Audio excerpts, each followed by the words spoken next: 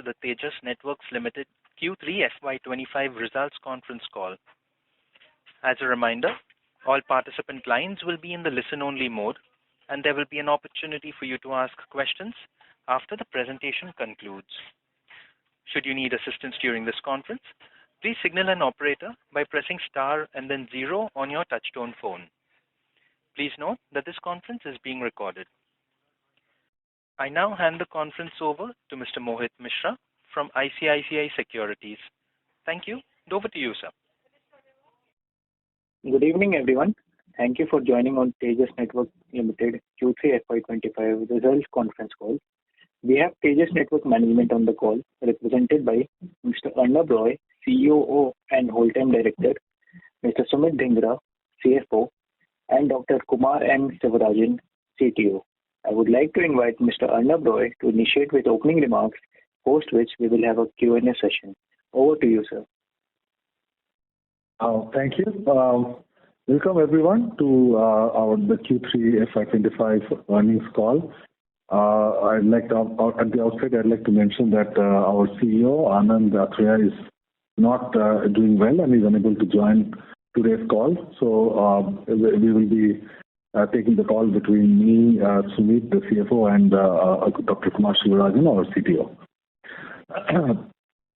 Just to get started, I hope you got a chance to look at the slides. I think we were a bit some time to upload.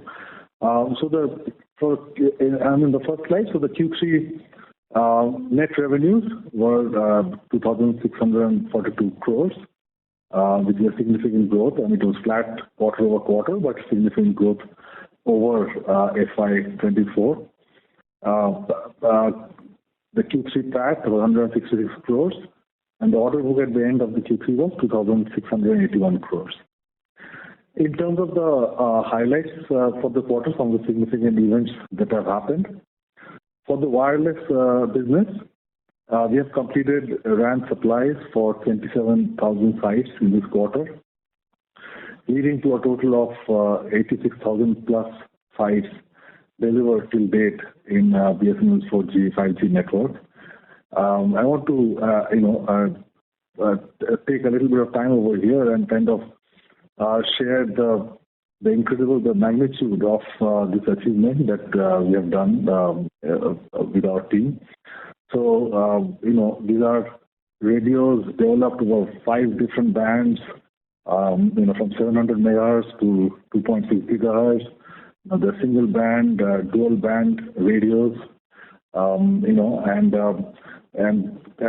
achieving not only the design of this product, but the volume manufacturing and supplies, reliable supplies to the network which has been deployed. This has been an incredible achievement. And as you all know, BSNL themselves have reported that more than 65,000 sites have been deployed and are radiating, and they are getting increased customer traction and adoption in the network. So all in all, it has been a tremendous achievement by the company, and we're all proud about the customer success that has come along with this. So apart from this, with our RAN products, we started a few, and we have a few ongoing POCs with domestic operators for 4G and 5G. These POC cycles, because it's a new product, these POC cycles usually take some time because they need additional functionality development, additional KPI parameters, and all those kind of things. So there are some cycles of evolution that happens in the product during the POC cycle. So these take some time. Apart from this, in Q3, we had started major engagements with the multiple international operators for our high-power 5G radios. And they have mainly we've seen a lot of interest in our high-power radios, and we see interest in doing country-specific band customization for these radios for both mobility as well as fixed wireless access applications. For the wireless business, one of the highlights has been signing a 3-year contract with Vodafone Idea for supplying equipment for their pan-India 4G and 5G mobile backhaul network. This win was a result of very extensive testing and qualification of the equipment both in the labs as well as the field. And this has been mainly our packet transport as well as our optical DWDM equipment. So we have already started the supplies, and the deployment is happening as we speak. And this is a very significant achievement for the company, and success can mean a lot of replication of this business, in not only in Vodafone but in other customers as well. We have been selected as a broadband equipment supplier for state-led BharatNet last mile connectivity in Tamil Nadu, and this has been another significant win, and it has been around our mainly our FTTX equipment based on GPON.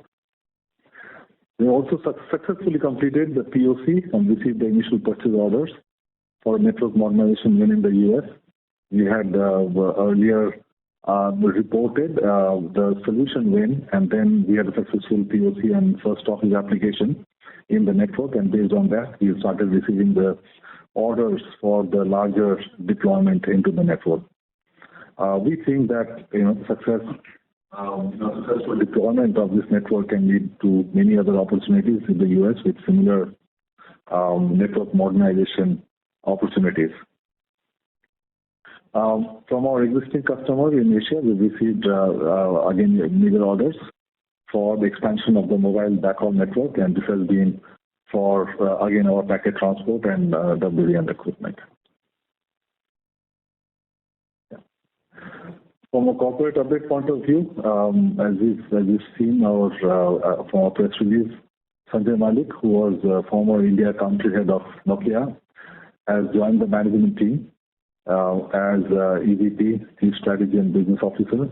Sanjay comes with a very extensive experience in our industry, and he has led Nokia's business successfully in India over a long period of time, and we really are very excited to have him on board and really leverage his experience and skills in taking the company's business forward. I have been elected as the chairman of TEPC, the Telecom Export Promotion Council, for 25 to 27, and succeeding N.G. Subramaniam, our chairman, who was the past chairman for TEPC. We have won the Global Connectivity Award for Best Hardware Innovation at the Capacity Europe conference in London, and this has been for our ultra-converged broadband access equipment. We have significantly expanded our office and manufacturing facilities in Bangalore in line with our business and headcount expansion, and we have almost doubled our floor space capacity both for our R&D as well as for manufacturing. And as part of this, we have set up the Center of Excellence for Wireless Communications in our new facilities for advanced research in frontier technologies and standards and architectures for next generation wireless networks. I will now hand it over to our CFO, Sumit Dhingra, for walking us through the financials for the quarter. Thanks, Arnab. Good evening, everyone.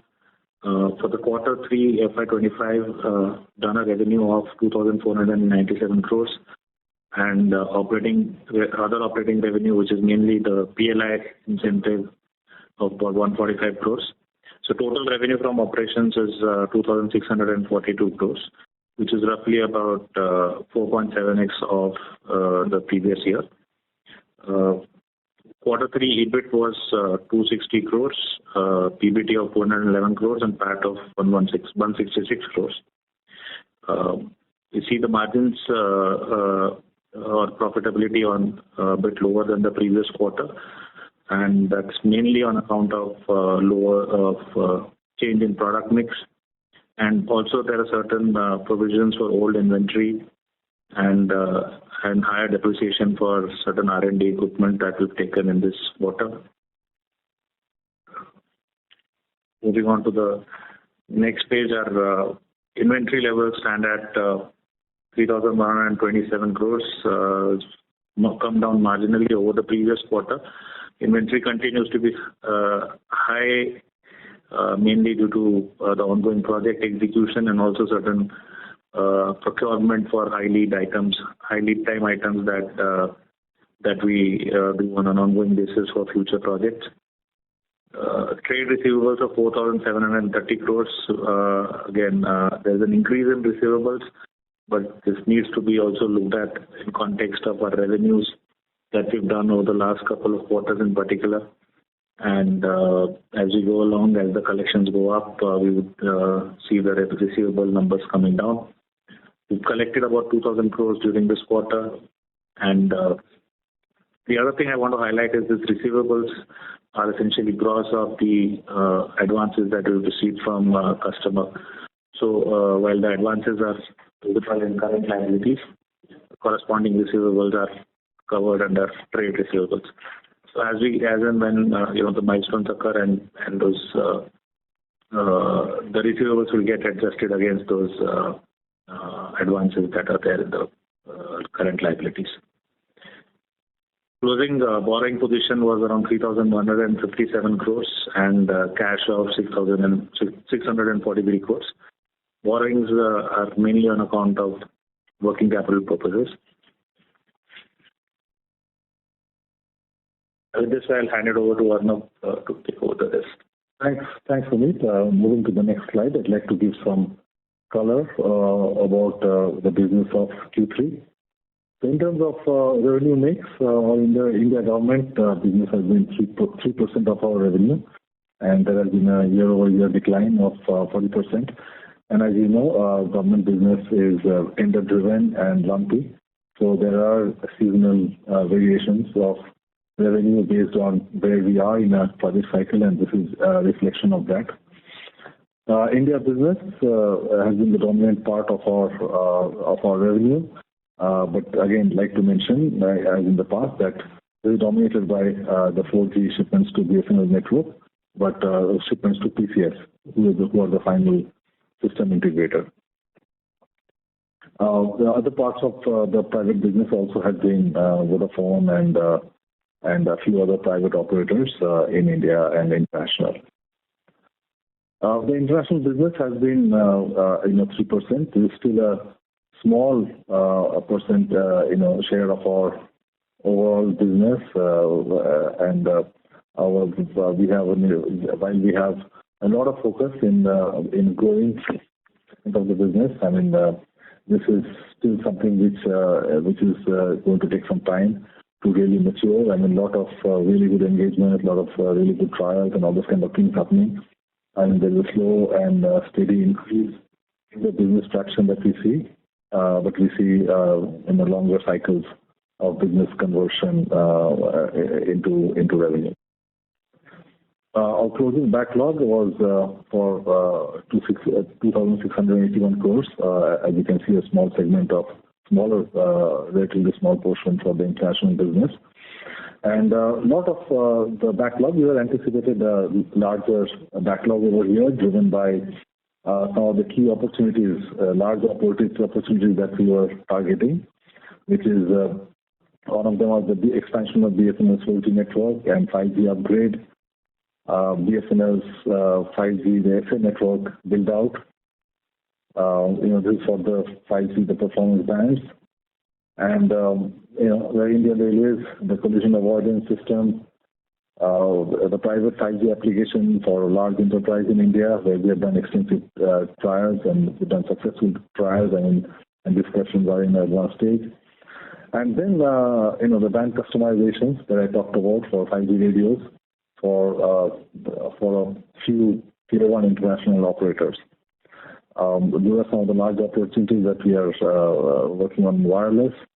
For wireline, BharatNet Phase 3, which has been in the news recently, where the results for the tenders have been announced and are still getting announced, and the system integrators who have bid, I think most of the tender results and have been announced, and some of them the orders have also starting to get replaced. And this is at a stage where the SIs are going to starting to engage with us, the OEMs, in terms of the product supplies, and this is the phase that we are in right now. And over this quarter and early next quarter, we expect this to happen.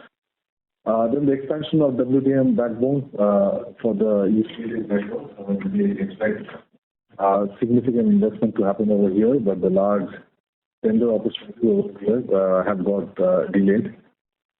And then we talked about the FTTH and the network modernization deals with multiple operators in Middle East, Africa, and the Americas, and the metro network expansion for private operators in India for mobile backhaul and enterprise services. These are the key opportunities that we're targeting. Some of the large tender-driven opportunities, which is the expansion, on the government opportunities, BSNL's expansion network, 5G, the Kavach, etc., BharatNet. These are all live opportunities which are maturing as we speak, and we expect them to convert and Q1 of FY26, and that should contribute to our business for FY26. So at the end, I would also like to kind of recap. We still see very strong drivers for our business, both in India as well as internationally. We see continued investments in fixed and mobile technologies worldwide. The drivers remain the same that we discussed, mainly the cloud enterprise, digital transformation, 4G and 5G have a long deployment cycle. There's a long runway of 4G deployment also, long tail of 4G and 5G deployment globally. Massive investments in broadband connectivity, both in India as well as worldwide, in Europe, US, and all other geographies. Modernization of utility networks, across, and this is also a phenomenon. This is across the world. Digitization of cities and economies, and on top of these, I think the new major investment that is happening is setting up AI data centers, and the networking within the data center as well as the connectivity. This is going to be a major driver for networking business for us. We've heard about very recently the announcement about $500 billion of investment in building AI infrastructure. So similar kind of investments are happening across the globe in all geographies. So that's also expected to be a major driver for our business. So what it means to us is, our investments in line with those are for wireless, of course, developing state-of-the-art 5G RAN equipment, supporting diverse bands which are the spectrum which is available across the world, including massive MIMO radios, fixed wireless access solutions for the N78 to 3.5 gigahertz, as well as the millimeter wave bands. Support for both 3GPP and ORAN standards in our products and product architectures to support with any kind of configuration or architecture that the operators choose, and we are starting to see a lot more traction happening for ORAN-based applications for 4G and 5G radios, and our products are designed to support both architectures. And by leveraging a lot of our the technology that we have from Sankhya Labs in satellite communications, we are building advanced non-terrestrial communication capabilities in our 5G RAN equipment, and a lot of this is going to be part of 5G advanced as well as 6G standards. And we have a leg up in terms of the access to the technology that we can have for maturing our evolving our RAN products. From a wireline perspective, it just means higher speeds and speeds, higher capacity. So the state of the art of 400 gig and 800 gigabits per channel has to evolve to 1.2 terabits per channel, and that's going to come out in this calendar year. We're evolving our gigabit GPON to 10 gigabit and 50 gigabit PON standards. We are seeing a lot of adoption of FTTX PON technologies for enterprise and mobile backhaul applications because they offer a much more cost-reduced architectures for large-scale networks, and we are seeing the evolution from not only for residential broadband, but also to enterprise and mobile backend applications. And that requires building additional technologies and protocols and stuff like that for our PON equipment, which we are investing in. And then evolving our converged broadband product, which is one of our flagship products, which provides a convergence of multiple access technologies, providing broadband capabilities. So these products we are upgrading, to support LTE for fixed wireless application. We're evolving it to support 5G, and we are upgrading our GPON to XGS-PON and higher speeds. So these are the initiatives that are going on in terms of supporting the business drivers and the growth that we see, the growth drivers of our business worldwide. We are also investing significantly in our business development and sales, and one of the key initiative over here has been bringing Sanjay Malik on board and leveraging his experience in our field and his relationships and experience and to drive strategy as well as business development within the company. We expanded our sales teams in North America and Latin regions. This is a special focus area for us, and we are seeing quite a good success that we can build on. And we've also expanded our partner networks in Europe, Asia, and ANC regions as we start to build our business in this region incrementally. So with this, I come to the end of our presentation. I'd like to open the floor for Q&A. Thank you very much. We will now begin the question and answer session. Anyone who wishes to ask a question may press star and one on their touchtone telephone. If you wish to withdraw yourself from the question queue, you may press star and two. Participants are requested to please use handsets while asking a question. Ladies and gentlemen, we will now wait for a moment while the question queue assembles.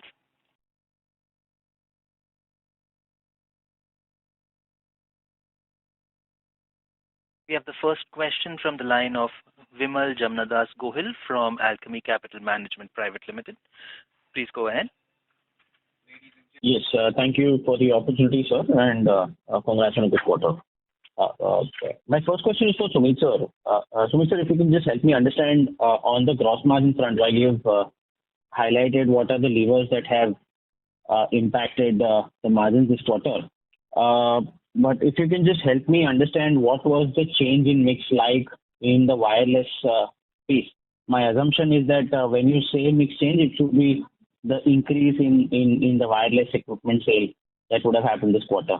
So if and most of it would be coming from BSNL, and given the fact that BSNL would be at the fag end of execution, should our gross margins be much better going forward? That's question number one. The second question is on if you can help us with an update on how is the overall business piece or the pipeline looking like ex of the BSNL deal, both in India and abroad. I do understand we have won some deals, but if you can just help us with some timelines, etc., that will give us better clarity. And lastly, just one data point. If you can help me, what is our headcount like at the end of the December quarter? Thank you so much. Okay, so I'll take the first question on gross margin. And so basically, like I think we've mentioned also in our earlier conference calls, while it's difficult to comment specifically on project by project, but what it means by changing product mix is that even as part of one project, there could be various types of products, different configurations that we ship, and depending on the product, depending on the margins of the products that get shipped within a particular quarter, whether it be one project or across multiple projects, that would drive the margin movements up or down. And the other point related to your BSNL project was, as again, mentioned this in the past, given that this being a first wireless project, margins were marginally lower than what you would see, let's say, in typically wireline business. As we go along, as our international business picks up, as we're able to widen our order book, we would expect margins to improve over the next few quarters. On your second question about the business pipeline, I think I'll ask. Yeah. So our business pipeline has two portions. One is, of course, the run rate business from existing customers, which have long-term contracts. Like an example is like the Vodafone Idea deal, where it's a 3-year contract for supply. So with most of the private operators, I mean, that's what we have, and that's not there in our order book, right? We don't show that in our backlog or order book. But the major components that we are banking on in our order book are the projects that we talked about, with the expansion of BSNL's 4G network and 5G upgrade. And as we speak, there is a lot of movement and progress happening over there. This is also something that this is going to be one of the significant opportunities that we are planning to close, in this quarter and next. The other one is, if you are aware, BSNL is also planning on building their standalone 5G network in 3.5 GHz band. So that's another area that we have a very strong opportunity of finishing. And the third one was the railways coverage of the collision avoidance system. We did a successful POC over there for our 4G products, and we also wanted to try out 5G, and that testing has also been done successfully. We are waiting for the tender to come out and bid over there. Then I talked about private 5G application. This is also a deal where we have completed the POC and they're in commercial discussions. The other one, where we're talking about the engagement with a few tier 1 international operators, I mean, that's a longer cycle during the year because we are in advanced technical discussions and there will be some amount of R&D work required for the customization for these products. And for the wireline, the BharatNet Phase 3, I think that's been in the news and you're aware of it, and we have an opportunity for our service providers routing products, these projects. We're also expecting very large deals for the utility segments, for the power rail segments, where they are for the telco business. They are significantly investing in growing their nationwide backbones, WDM backbones, and a lot of that has been built using our equipment. So as we upgrade it to from 100 gig to 400 gig and above, this is another major opportunity that we are lining up for. And the others, of course, the run rate, the metro network expansion and all those kind of things. So that will happen, consistently quarter over the year. So these are some of the key deals in the pipeline that will go into, adding to our backlog that we have and will contribute significantly. We expect to contribute significantly to our FY26 business. And the third question was about the headcount. So as of today, we are upwards of 2,300 people, 2,350 plus to be exact, and more than close to 60% of that are actually investments in R&D. The R&D people who are part of this team, part of the 60% of that is part of our engineering team. Right. And sir, one last question on the BSNL deal. Given the fact that our initial deal that we had with BSNL was for 1 lakh towers for their 4G equipment. We have already completed 86,000. Would it be fair to assume that next quarter we'll see this execution being complete for the 4G part, and post which in FY26 we should see the 5G part ramping up? Is my understanding correct here? That's correct. I think this initial 1 lakh site order should get executed in this financial year. So what we expect to see is again an expansion of this 4G network, because I think there is still some way to go for them to get coverage across the country wherever their plans are. So there will be expansion of this 4G network and upgrade of this network to 5G as well, and then a separate opportunity for 5G in the performance band in the N78 3.5 GHz bands. So there are multiple opportunities. One is the 4G expansion itself, there is a 5G upgrade of the existing network, and then the 5G build out in the performance bands. Thank you so much, sir. I'll come back in the queue. Thank you. The next question is from the line of Ritesh Poladia from Girik Capital. Please go ahead. Yeah, thanks for the opportunity. Sir, on BSNL, can you comment how is the working of this 86,000 sites? I assume substantial would be already operational. So are they working as per your expected parameters and managing peak traffic? Yes, as you can see, we only report what we supply, which is more than 86,000 sites. But BSNL themselves have reported, if you see yesterday or day before, that they've already 65,000 of these sites are live. And the installation is a little more than 65,000, but 65,000 are actually live and radiating and actually serving customers. So, as far as we are concerned, I think BSNL is quite happy with the performance and quite happy with the customer acquisitions that they are doing. So yes, I would say it has been quite successful as far as we are concerned, both in terms of the equipment supplies as well as the performance in the network. So the product doesn't need much of tweaking. In terms of also peak traffic, it's working as per the parameters? Yes, absolutely. I think those things, performance has been tested extensively during the POC that happened before we got awarded the contract. There was almost a year-long POC that happened, right, where every aspect of our equipment's performance was compared with the state-of-the-art that has been deployed in the country. So only after that we got awarded the contract. So I think there is no concern on that front at all. So POC and reality is same. Sorry, what in reality?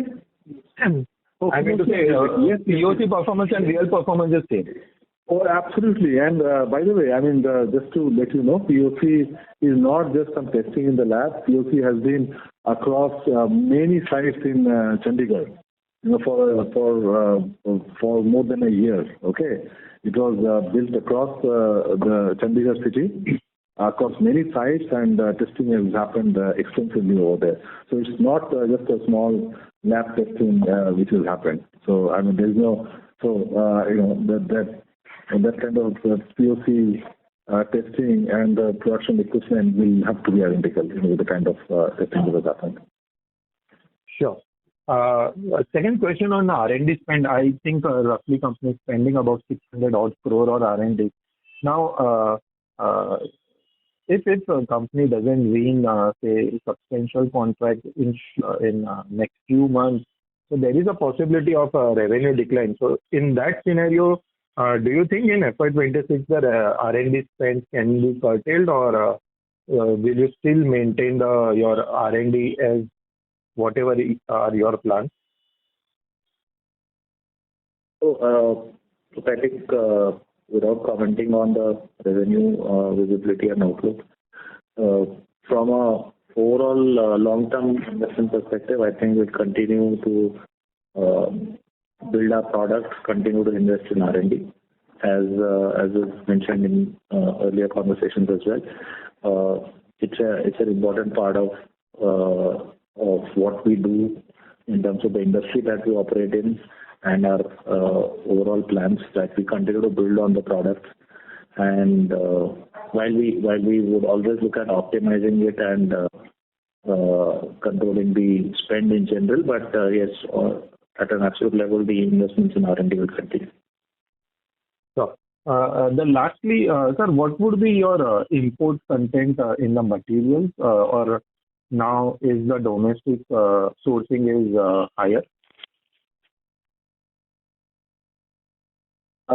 Yeah. So we have localized a lot of the components that go into our products, especially in our 4G, 5G radios.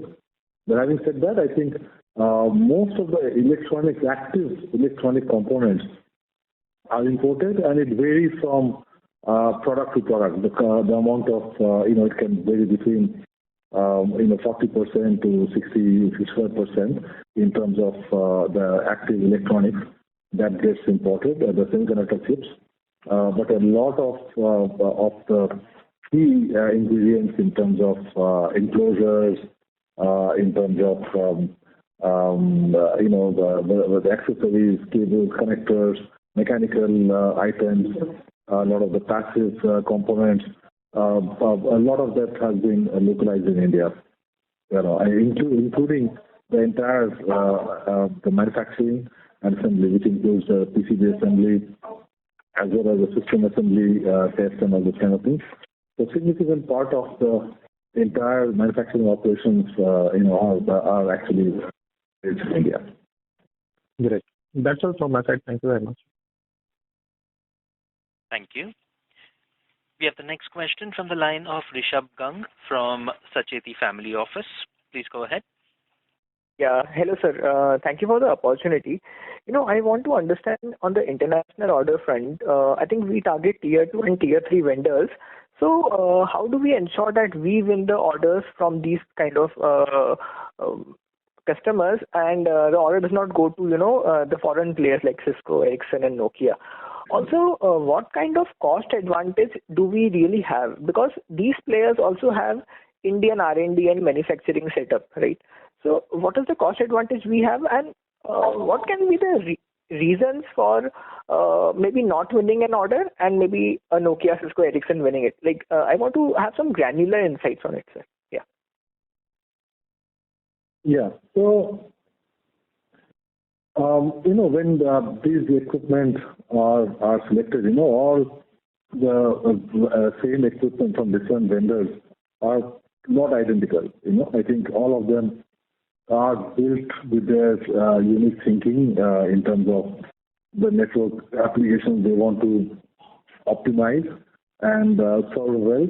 So what usually happens is that based on the application in a particular architecture really wins. For example, as we've spoken before, if you compare our equipment with other wireless equipment, right? I mean, the kind of technology integration that we've done, for example, our the baseband unit integrates the transport functionality, right? The backhaul. So in typical RAN equipment, an operator would need to have the radio, the baseband unit, and a separate backhaul unit in terms of a radio, in terms of a router or some other transport equipment and the tower to really backhaul the mobile traffic. And we have done a very unique architecture where we integrated the entire backhaul network, and with that gives the operator significant saving in terms of his network deployment, right? And so similarly, the baseband unit is also a converged network product, right? Where you can also plug in additional modules which can do broadband services for enterprises and homes and stuff like that, right? So given a footprint in a particular area with a tower, by adding those modules, the operator, with a very incremental cost, can actually reach out to many customers in that area for serving them with broadband services, right? So if you look at this, the technology still remains 4G or 5G from a radio perspective, but the total cost of ownership, the total cost of solution for building the network and the other applications that come along with it gives our implementation and architecture a unique advantage, right? And that is where the cost advantage comes in. The cost advantage is not, in terms of, if I use a particular component and my competitor uses a particular component, that do I procure it at a cheaper cost and kind of thing. That's not where the advantage really comes in. It comes into the architecture of the product, how you designed it, and what kind of applications it serves more cost effectively. So I just give an example of that. And so Similarly, I think we have many other examples even for our wireline products of how we build in the convergence of access and transport and all those kind of things, right? So I hope I've been able to answer this question. And that's when actually operators value that kind of optimization, that kind of cost optimization that they get in the network, that's the key reason that we win. So what kind of a lifetime value, right? Maybe a customer saves, right, because of all this integration and all. Like, can you give some more granular insights on that? Like some numbers or some percentage? Well, it depends on the application. Okay, the integration of radio with transport is one kind of optimization. The access to transport, that's another kind of optimization.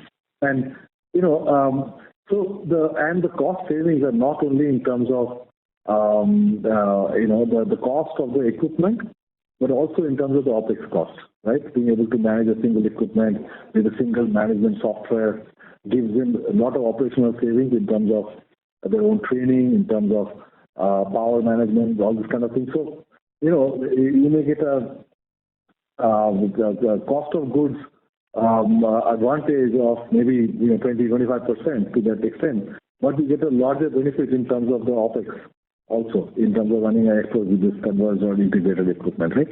So it's like it really varies, and these are just kind of indicative of where the benefit really comes from. Very insightful. What would need to happen, right, for us to win India wireless orders, right? So I wanted to understand what is the status of ongoing POCs, right? When do you think the outcome of these POCs will come through? Also, if such POCs are happening for international orders, what do you think about that? Yeah. Yeah. So as I mentioned, that the live POCs are going on for operators in India, and we think probably in this quarter or in Q1, we should be able to see some success in that in terms of additional orders and additional deployment.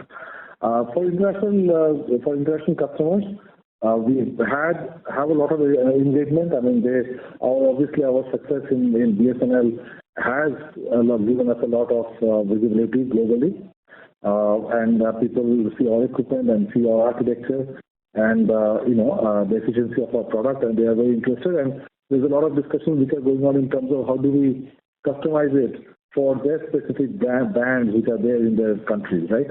So that's what is going on. So those will take a little longer to really convert because that will require some amount of customization as well.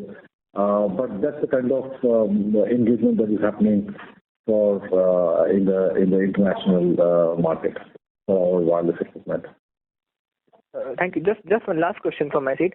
On the international front, right, we have said that we are expanding teams in North America and Latin region and partner networks in Europe, Asia, ANZ. Can you give some numbers, right, or some insights on how we have performed, how we have expanded versus last year, right, or maybe 2 quarters before? Some numbers on, headcounts in the sales team outside India or partner networks outside India, like that?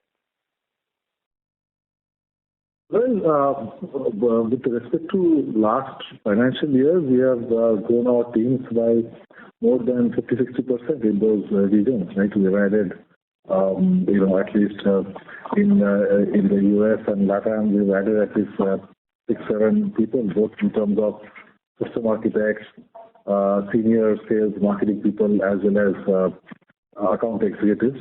That was a significant increase in headcount. Partner networks in other regions. In every region, we've added, 1 or 2 partners based on their geographical territories. So that's what I said. That's roughly, an example or quantification of how we have invested in terms of sales. And how does this partnership work? How do they help you in getting the orders? Just if you can give some insight on that. Yeah. So the sales partners, basically, they are, people who have operations local to the region, and there are many countries where you need to, the business is done in the local language, right? So they are people who are set up over there who have the expertise of building telecom networks. They have the expertise of supplying. They understand the technology well. They have the customer relationships. They have the experience of building networks using these technologies.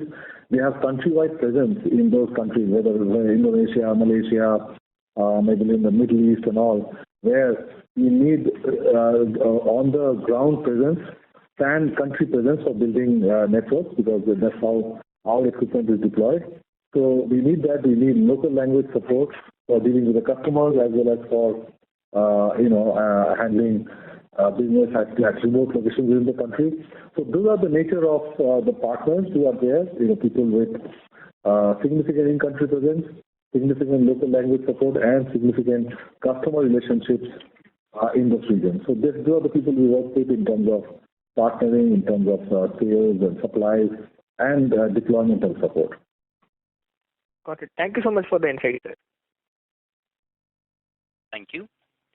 The next question is from the line of Advait Lath from Nippon India Mutual Fund. Please go ahead. Yeah, hi sir, am I audible? Sir, you are audible. Yes, you are. Yeah, so just congrats on a solid set of numbers.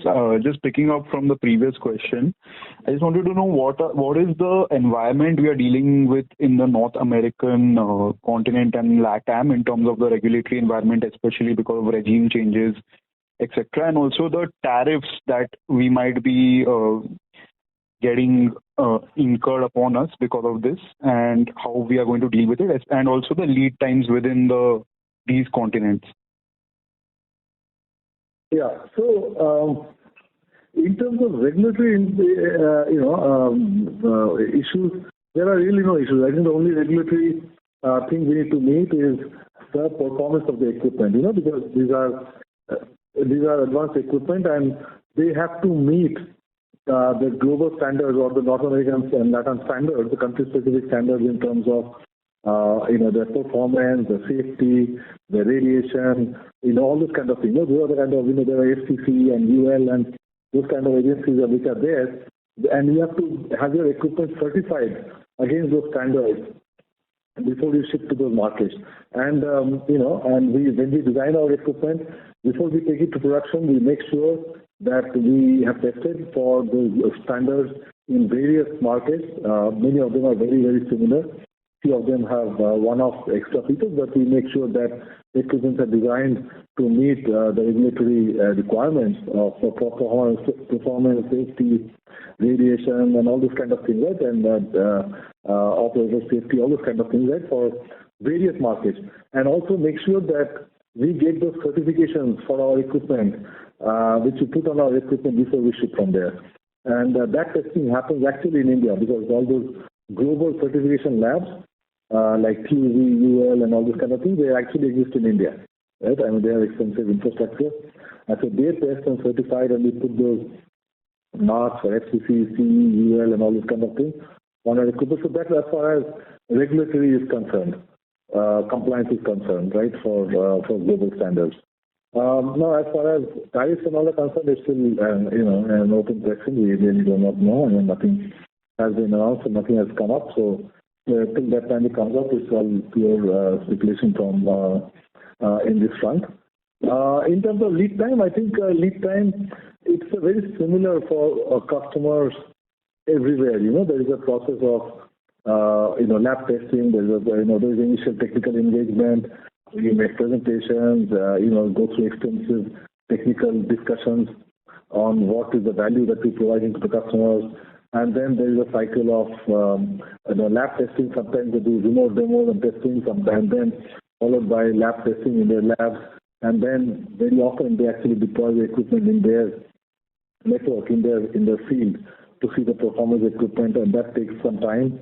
And after that, I think that's when they come out, then we get into commercial discussions and get into an agreement. And if all of that works out, then that's how the deal goes. That's the reason why from the start of investment of a particular opportunity cycle to closure, it usually takes a long time. But when you are selected, I think if your performance is okay, the supply cycle is also a long one. It's like at least a year, if not a multi-year cycle or it's a major project deployment that happens, because the operator also invests a lot in going through the testing process in selecting a particular vendor. Got it, sir. And just a follow-on question. This is to do with our Vodafone Idea deal. So just wanted to ask, what are the terms of the agreement, if you can share some detail on that, in terms of what we will do? It's a very standard agreement that we have with any other private operator, which is to do with supplies for our equipment for a set of states, for set of circles. So we are building the entire network for the state across multiple states, and the contract includes supply and deployment and commissioning of the equipment, including supply of network management and getting the equipment live and connecting it to the mobile 4G, 5G networks and getting the traffic running. So there's the entire scope of the agreement, and we are getting paid as we do the supplies. Got it. So this will be in tandem with TCS, or this would be an independent contract? No, this is an independent contract with us directly. Got it, sir. Thank you so much, sir. Thank you. The next question is from the line of Sunny Gosar from MK Ventures. Please go ahead. Yeah, thanks for taking my question, and congratulations on the very quick execution for the BSNL project over the last 3 or 4 quarters. My first question is related to the PLI incentive. So we have booked about 500 crores plus of PLI incentive in the last 4 quarters. Have we been receiving the money on a regular basis, or is this still completely outstanding as on December? We've received the PLI incentive for FY23 in FY24. And typically the payment happens in the subsequent year. So what you would see in recognized as revenue in FY24 is what we would expect to receive this year. The process for that is on. We've submitted documentation. There is back and forth from the nodal agency and thereafter with the ministry. So we're hopeful of getting the incentive for FY24 soon, and then for FY25 the corresponding incentives are something that we would expect to get in the next year. Got it. That's quite helpful. In the earlier part of the call, you alluded to a few opportunities like the Kavach program, the 5G private 5G application, the BharatNet Phase 3 project. Will you if you could give some color on the quantum of some of these opportunities? Some ballpark numbers or some indicative color on how large some of these opportunities could be, and on an annual basis, how much revenue opportunity that could lead to over the next few years? These are very significant size projects. I think all those BharatNet projects and all the overall budgets and all have public information in terms of what is the budgets, and I think all of them the equipment opportunities for us ranges from several hundred crores to several few thousand crores as well. There's a wide range, and a lot of it, but each of them are fairly significant sized opportunities. And what will return for us depends on how much of each of those opportunities we win. But each of them are very, very significant size. Got it. And in terms of the conversion of these opportunities or proof of concepts into actual orders and then eventually into revenue, can you give some kind of indicative timelines, or which of the projects are more closer to conversion as compared to some of the others. So some indicative color, because the order backlog now is about 2,600 crores, and most of it is related to BSNL, which would mean that post Q4, assuming that no new orders come in, there could be a temporary dive in terms of the revenue. So how should we look at this in terms of continuity of revenue and the future outlook in that sense? Yeah. So first of all, backlog right now, a lot of the BSNL backlog rundown, order book rundown has happened, and a good part of the backlog is also the non-BSNL business. But having said that, you're correct in saying that it is still significantly small compared to what we had at the beginning of the year. So these opportunities that we're talking about, most of the whether it's BSNL network expansion, 4G, 5G, or the covers or the other thing of BharatNet and all, most of them we expect to see conversion in this in Q4 and Q1, right? Q1 of FY26, and a significant part of that should be executed in FY26. So, once if we are successful in most of the opportunities, it will lead to again a significant bump or significant refilling of our order book. Got it. And one last question. I would also like to make it the last question of this session, if you don't mind. I think we are running out of time, so please let's take this last question. So one last question from my side. Basically, the BEAD program in US, which is like a multi-billion-dollar government program, and also the rip and replace initiative that the US government has announced. So are we likely to be beneficiaries of those programs, and what kind of opportunity do we see in the North American market? Yeah, I think both of those programs we are trying to address with local partners. Both BEAD in terms of the broadband rollout in the rural areas is a significant amount of investment, and a lot of the investment is happening in phases, and we are working actively with our sales team as well as partners over there to win part of the business.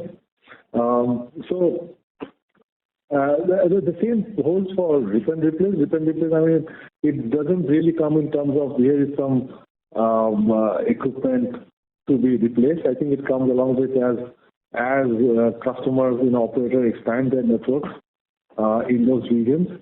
Along with that, I think the replacement of equipment and expansion of the networks really come in. I think that's also there, but I think the bigger opportunity, one of the significant opportunities that we're seeing in North America is this network modernization, because the network, many of the networks which are there in North America have been built over many years using old TDM technology, which is optimized for voice. And as they modernize the network to a more modern database, packet-based infrastructure, they cannot really replace all of their endpoint connectivity so easily. So they require this special technology that we have using circuit emulation over packet networks for being able to modernize the heart of the network and slowly transition their older networks to more modern interfaces. That is, I think, a very unique technology that we have, and that is something that we also, along with the BEAD and other optical transfer opportunities, we are seeing this as something giving us a lot of traction. We are also doing something very unique for us. Got it. That's quite helpful, and thanks for the detailed answers on all my questions. Thank you very much. So with that, I would like to thank everyone for joining the call, and hope and thank you for your questions, and hope you've been able to provide a good insight to our business, and look forward to our discussions, talking to you guys again next quarter. Thank you very much. Thank you. On behalf of ICICI Securities, that concludes this conference. Thank you all for joining us. You may now disconnect your lines.